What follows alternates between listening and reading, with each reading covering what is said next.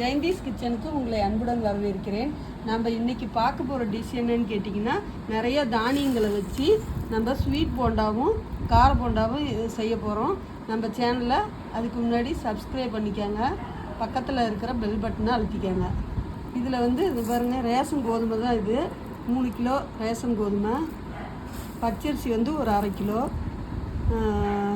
கிர்னி பழம் விதை அது இருந்ததுன்னா எடுத்து பத்திரமா வச்சுக்கோங்க. இந்தமாரி அரைக்கும் போது போட்டுக்கலாம். சோளம் ஒரு 100 கிராமு. அப்புறம் சிவப்பு சோளம் 100 கிராமு. ஒயிட் சோளம் 100 கிராமு. இது பூசணிக்காய் விதை. இது கிடைச்சா போடுங்க, இல்லைன்னா பரவாயில்ல.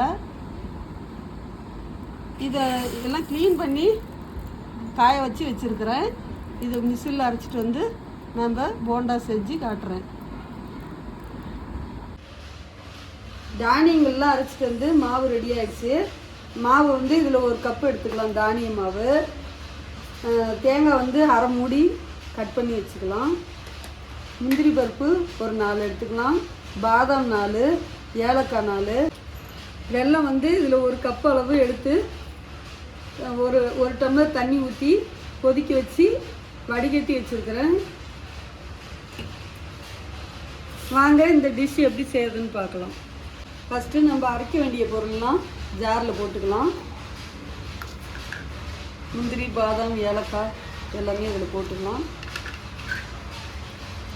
போட்டு கொஞ்சம் கரகரப்பாக அரைச்சிக்கலாம். அரைச்சாச்சு. இந்த அளவு தண்ணி ஊற்றாமல் அரைக்கணும். இந்த அளவு அரைக்கணும். இப்போ இது எல்லாமே கலக்கிக்கலாம்.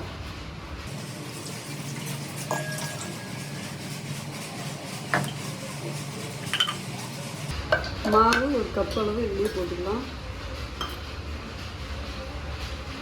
பாவு நம்ம கொஞ்சம் கொஞ்சமாக பார்த்து ஊற்றி நல்லா போண்டா மாவு அளவு நம்ம கலக்கிக்கலாம். பத்தலைன்னா கூட கொஞ்சம் தண்ணி ஊற்றி மிக்ஸ் பண்ணிக்கலாம்.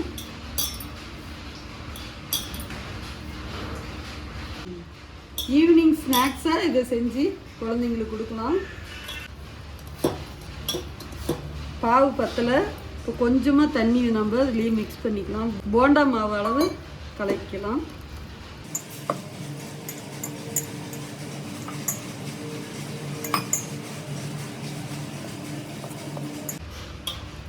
இதிலே 1/4 ஸ்பூன் சோடாப்பு இதிலேயே போட்டுக்கலாம்.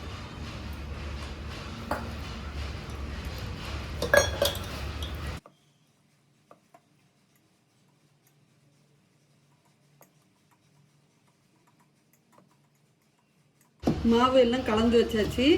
இது ஒரு 1/2 மணி நேரம் மூடி வச்சிடலாம். அப்புறம் போண்டா மாரி சுட்டு எடுத்துக்கலாம். மூடி வச்சிடலாம். 1/2 மணி நேரம் ஆயிடுச்சு. இப்போ இதை நம்ம போண்டா மாரி பொரிச்சு எடுத்துக்கலாம். மாவு இந்த அளவு இருக்கணும்.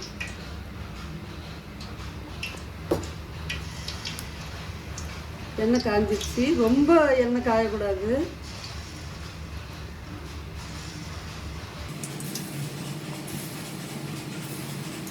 பாவு பதம் வரணுங்கிற அவசியம் இல்லை.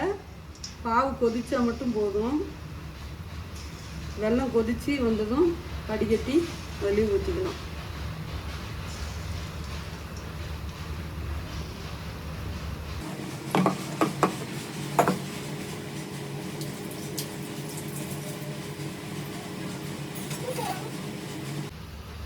இப்போ இது திருப்பி போட்டுக்கலாம்.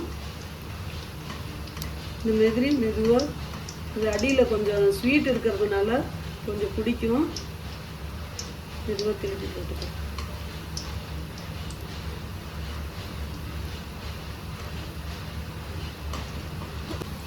ஈவினிங் ஸ்நாக்ஸாகவும் இது குழந்தைங்களுக்கு செஞ்சு கொடுக்கலாம்.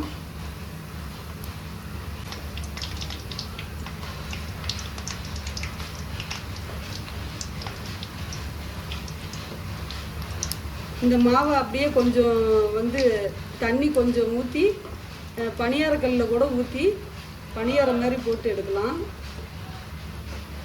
இந்த பணியாரக்கல்லில் போடுறோம்னா வெல்லம்லாம் போட்டு ரெடி பண்ணி 2 மணி நேரம் கழித்து பணியாரக்கல்லில் ஊற்றினீங்கன்னா நல்லா பஞ்சாட்டம் நல்லா வரும்.